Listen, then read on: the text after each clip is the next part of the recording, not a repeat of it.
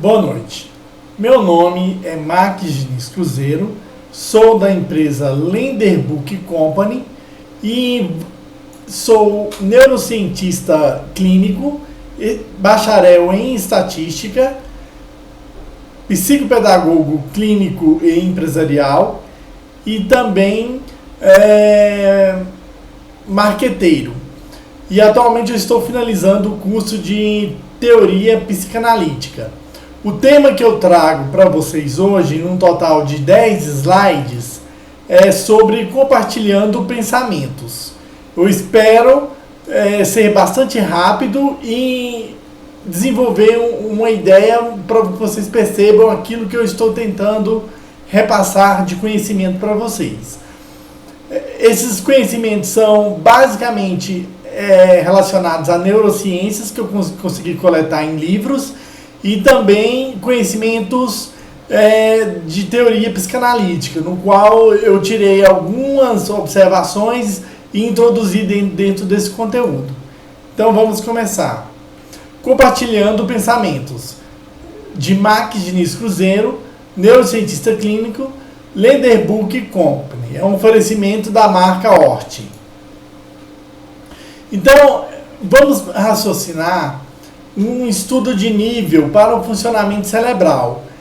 A nossa mente, ela trabalha de acordo com determinadas funcionalidades. Então, vamos supor que num determinado instante o nosso nível de funcionamento ele esteja orientado num nível mais básico, voltado para o ambiente. Então, esse nível é o nível que se projeta de forma mais intensa, porque ele é mais próximo do biológico. Quando a gente consegue distanciar desse nível relativo ao ambiente no qual a gente está inserido, a gente entra para um nível comportamental, ou seja, a gente começa a interrelacionar com esse ambiente no qual a gente permuta coisas internas e com os elementos externos que nós encontramos. Depois, nós começamos a adquirir habilidades comportamentais que fazem com que a gente desenvolva um senso crítico.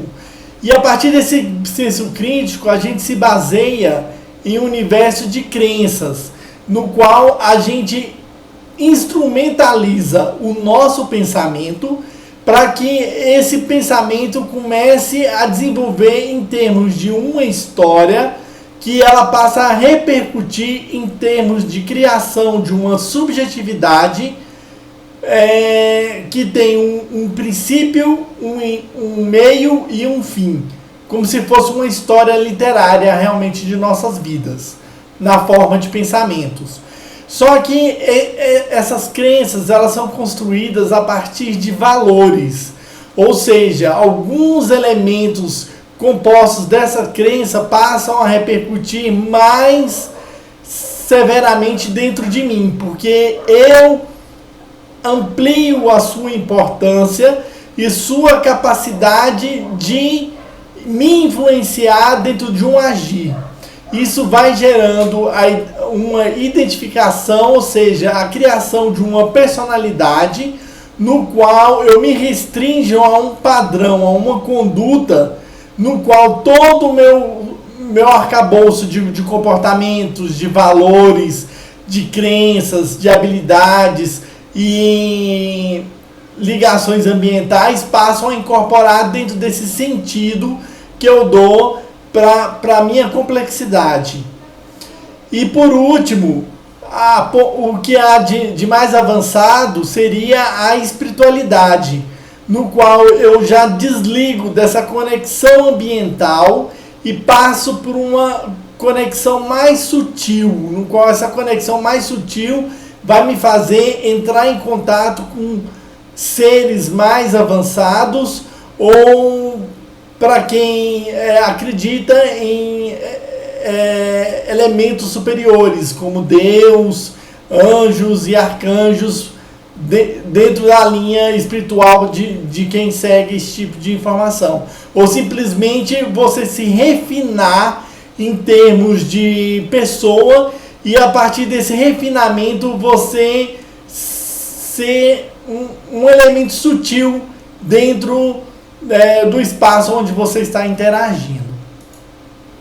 Então a gente pode observar nesse estudo de nível que a maioria das pessoas elas se concentram entre o estado de interação com o ambiente e o comportamento. Esse estado de interação com o ambiente e o comportamento, eu posso dizer que aproximadamente 90% da população mundial encontra-se dentro desses dois níveis. E em raras ocasiões as pessoas vão para níveis mais sutis, incorporando aspectos de interiorização intensa, como no caso de uma espiritualidade elevada. Então a gente pode pensar os níveis mentais como sendo uma variação, no qual elas se dividem em um nível operacional, um nível tático e um nível estratégico. Então, aqueles níveis de funcionamento que eu falei mentais, eles funcionam dentro de cada um desses contextos. Então, existe um nível operacional, tático e estratégico dentro do ambiental, dentro do comportamental, dentro das habilidades, das crenças, dos valores, da personalidade e da espiritualidade. Então isso faz com que o indivíduo percorra sempre estágios diferentes de interação dentro do modelo dele de consciência. E dentro desse modelo de consciência nós podemos pensar em 4 ondas de pensamentos. Essas 4 ondas seriam a mais básica, a interconsciência, que é uma consciência bastante densa, no qual você precisa de uma carga somática muito elevada para poder você trabalhar num nível que se aproxime do biológico. Quando você refina essa consciência de nível biológico para um nível um pouquinho mais elevado, você entra no estado beta, que é um estado de consciência que é um pouco mais sutil, que você passa a fazer um filtro daquilo que você intenciona interagir.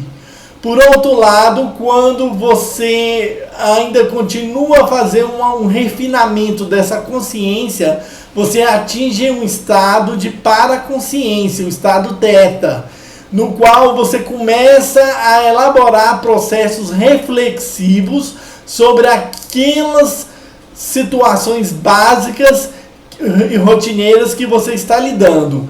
E quando você consegue transmutar esse modelo de pensamento para um modelo mais sutil ainda, você entra num estado de supraconsciência. É um estado que você interage com o ambiente, interage com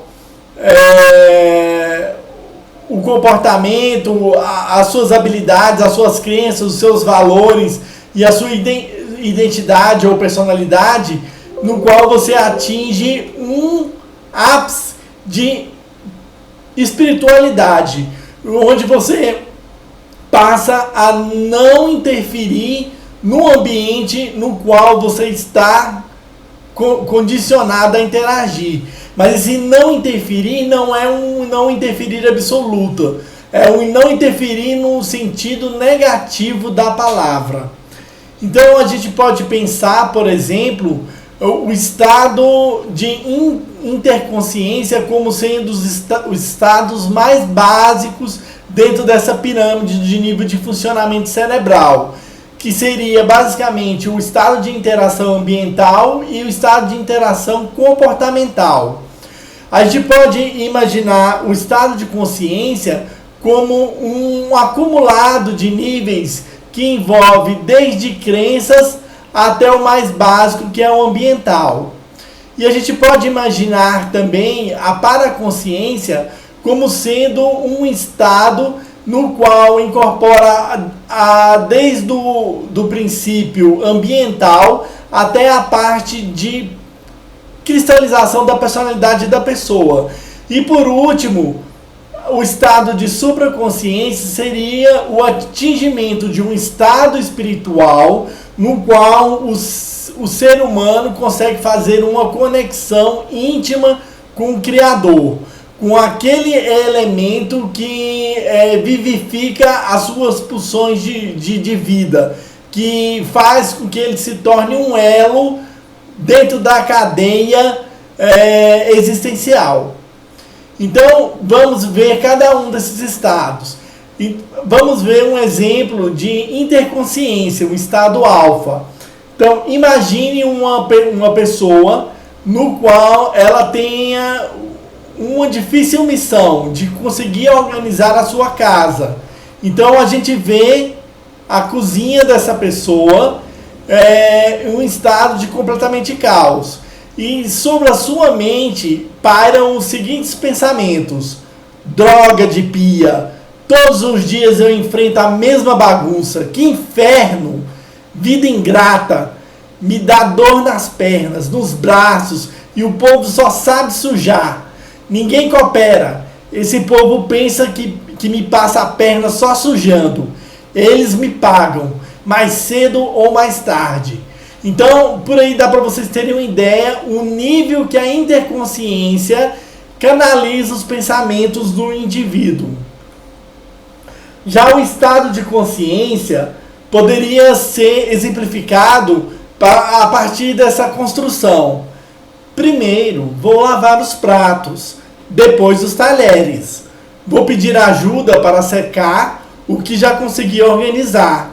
E se ajudarem, então vou conseguir arrumar as unhas e em seguida descansar um pouco. Perdão. Caso contrário, deixo para arrumar as unhas amanhã.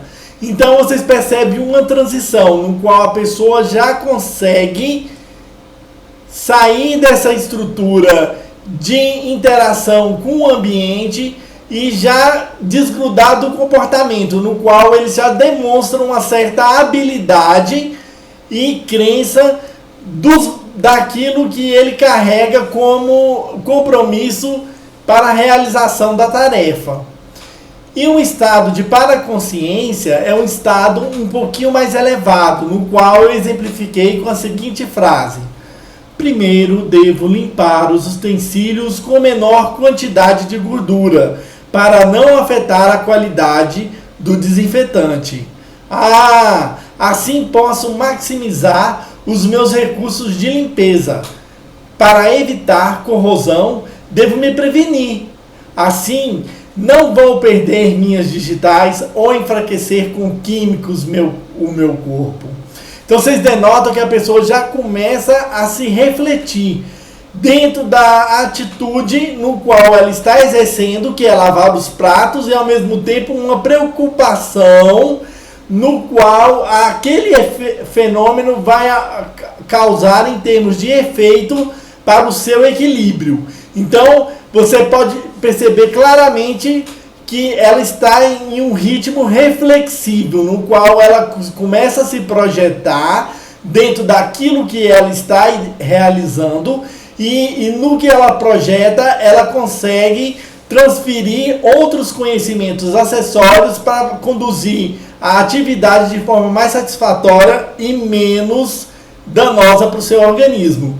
Então esse é um estado de paraconsciência, no qual ela saiu do estado operacional, está entre o estado tático e o estratégico, no qual ela está tentando romper a barreira da paraconsciência para alcançar uma supraconsciência. Diria que ela está intercambiando valores dentro da sua personalidade para atingir um nível mais elevado, no qual ela se inseria dentro de uma espiritualidade. Agora, na supraconsciência, que é o estado fim, eu exemplifiquei com a seguinte forma: cada um deve se organizar para lavar aquilo que sujou. A pia deve estar em constante asseio. A higiene é fundamental para manter uma cozinha constantemente limpa. A ausência de resíduos irá diminuir a infestação de insetos e gerar uma melhor qualidade de vida longe de contaminantes para a minha casa. Então observe que ela evoluiu conscienciologicamente. Então ela já começa a dar um sentido de continuidade para a vida dela. Isso seria uma supraconsciência, algo que vai além da mecanicidade da ação, no qual tem um sentido lógico, um senso e tem um objetivo no qual aquela atividade está sendo trilhada. Então a gente pode pensar em uma fórmula como a qualidade do pensamento humano, no qual essa qualidade do pensamento humano, ou seja, QPH, ela é uma média da integral de percepções de interconsciência, de consciência, de paraconsciência e de supraconsciência, no qual eu vou ter uma exata noção de quão forte está sendo o meu pensamento na utilização da minha mente, da minha psique, né, do meu aparelho psíquico. Então a gente pode pensar no índice de qualidade do pensamento humano, que seria a qualidade do pensamento humano dividido pelo total de componentes do pensamento humano. Então imagine que uma pessoa manifestou este pensamento abaixo aqui como um exemplo. Vocês deixam a casa imunda. Eu mesmo vou dar um jeito nisso. Vou colocar as luvas para me proteger. Compreendo que vocês também estão cansados e precisam de um tempo. Então eu segmentei cada um desses pensamentos e atribuí valores. No caso, eu utilizei uma métrica no qual o meu delta diferencial, eu considerei cada conceito como tendo igual valor na formulação do pensamento. Então, este pensamento que termina no final de um período, ele tem 5 conectivos, ou seja, 5 conceitos. Então, eu atribuí um valor 5 para a interconsciência. Eu pintei o alfa de vermelho, o beta, que é a consciência, de amarelo. Eu pintei a paraconsciência de verde e pintei os cochetes brancos, que é o teta, de branco, que é a supraconsciência. Então, para o alfa, que é a interconsciência, eu atribuí uma nota 5. Ou seja, cada conceito, na minha visão de exemplificação, tinha a mesma importância. Então, o segundo conceito, período, eu intuí que ele estava numa frequência que equivalia a uma frequência de consciência. Ele tinha 7 conceitos. E também o próximo período também tinha 7 conceitos, e eu intuí que ele estava dentro de um processo de paraconsciência. E o último período, que é o maior, que tem 11 conceitos, eu também canalizei que esse período tivesse dentro de uma supraconsciência. Então eu somei todos esses conectivos e cheguei a um total de 30 conectivos dentro da minha frase. Então a minha qualidade, o total de conectivos do pensamento humano era um total de 30 componentes. No entanto, quando eu calculei a média de cada um dos tipos de pensamento, eu cheguei a uma conclusão de que ele se situa em 7,5 pensamentos. Então, o meu índice de qualidade do pensamento humano será igual a 7,5 dividido pelo total, que são 30, que vai me dar uma percentagem de 25%. Como são 4 tipos de pensamentos, a interconsciência ela varia entre 0 e 25%. A consciência varia de 25% a 50%. A paraconsciência varia de 50% a 75%. E a supraconsciência varia uma atividade cerebral de 75% a 100%.